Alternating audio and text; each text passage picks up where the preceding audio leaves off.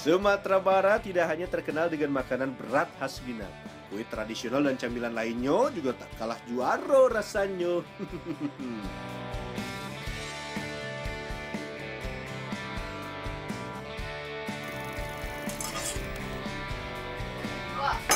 Hei, yo. Kodo, nih mari lah. Kodo apa? Jaguang. Masak nih, Pak.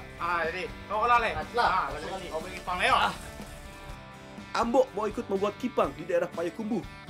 Kipang bisa dibuat dari jagung atau beras. Oh ya, mesin pelebur bahan utamanya unik teman. Bentuknya mirip meriam. Harganya 1 kilo. 4 kilo jagung ya. Tuh, masukan itu. Jagung atau beras dimasukkan dalam mesin. Dalam beberapa menit, mesin akan berbunyi kencang seperti meriam.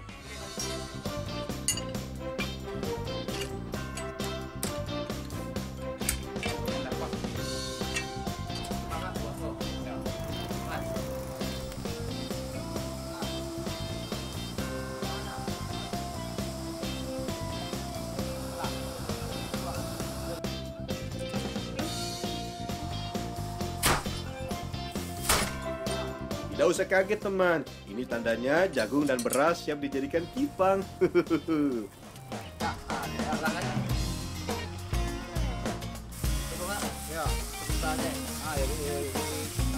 Jagung yang sudah mengembang langsung diayak untuk melepaskan sisa-sisa kulit.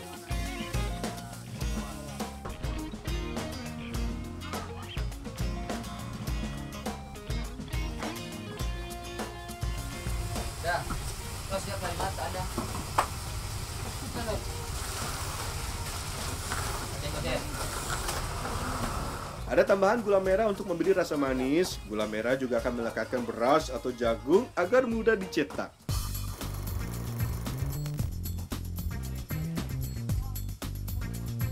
Nah, sekali membuat kipang bisa sampai 1 wajan besar teman.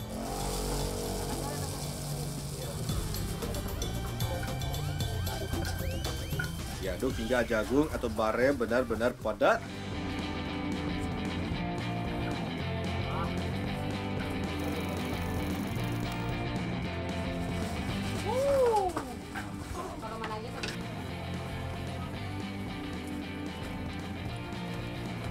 Setelah padat, kipang dipotong kecil-kecil agar mudah disimpan dan dikemas. Meski terlihat mudah, harus orang yang biasa memotong kipang. Soalnya tangan kita bisa terluka.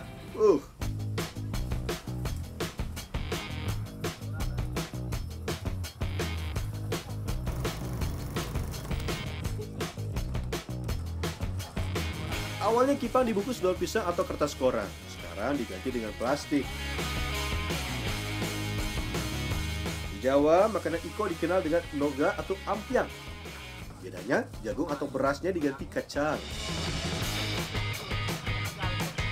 Kipang paling enak disantap sebagai teman minum kopi.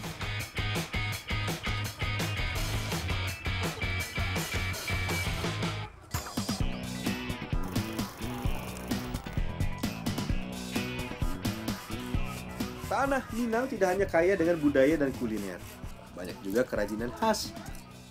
Kota Payakumbuh salah satu sentra kerajinan yang terbuat dari bambu. Banyak kerajinan yang dibuat di sini, misalnya tikar bambu, keranjang bambu, dan masih banyak lagi. Kali ini, Ambo mau ikut membuat kerajinan miniatur yang terbuat dari bambu. Ambo mau buat rumah yang terinspirasi dari penginapan di sekitar Lembah Harau, teman.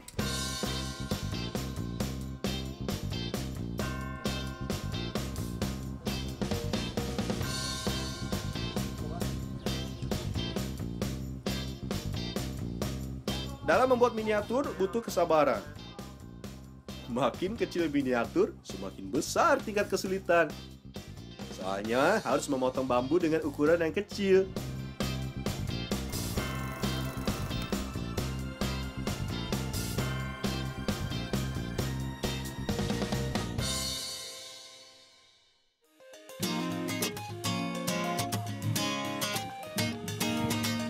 Oke teman, Ambo masih ikut persiapan tradisi Manca Marpulai. Kali ini Ambo dan ibu-ibu masih memasak kuah gado-gado dan lamang tapai. Lamang tapai salah satu makanan khas tradisional Minangkabau. Lemang terbuat dari beras ketan yang dimasak dengan santai dan dimasukkan ke bambu.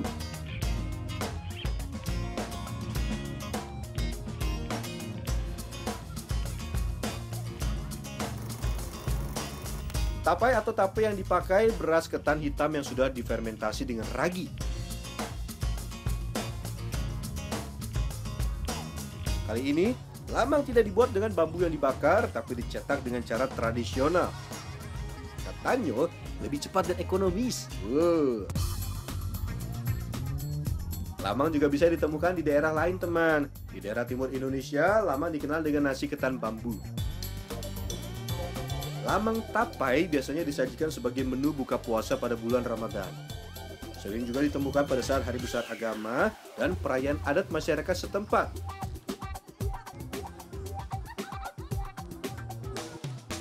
Di Malaysia, lemang telah dijadikan hidangan istimewa sejak tahun 1864.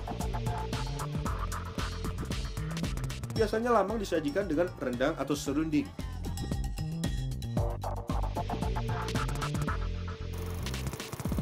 Makan lamang begini sudah pasti mengenyangkan. Beras ketan mengandung banyak karbohidrat. Lamang juga bisa dijadikan sebagai sumber serat dan nutrisi yang diperlukan oleh tubuh.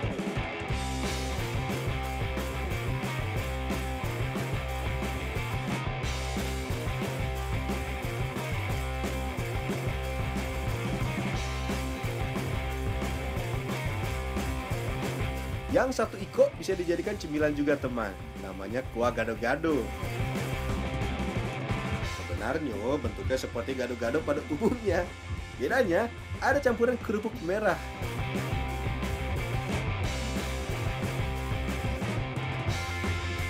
Untuk saus kacangnya ditambah lada. Pelengkapnya 4 jenis bahan sayuran, kuning, kentang, dan telur rebus. Banyak sayuran nih, bagus untuk pembentukan jaringan baru pada luka, regenerasi sel, dan pembentukan sistem imun.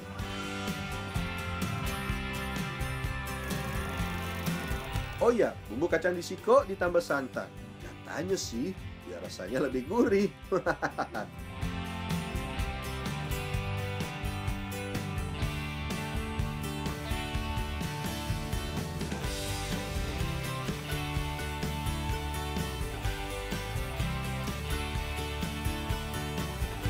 Istilah gado-gado sering dipakai untuk menggambarkan sesuatu yang tersusun dari campuran beberapa unsur. Misalnya istilah pernikahan gado-gado, artinya pernikahan antara orang yang memiliki latar belakang suku, ras, agama, dan budaya yang berbeda-beda. Nah, itu dia beberapa makanan yang sudah Ambu explore untuk acara Ma'anta Marapule nanti. Hehehe.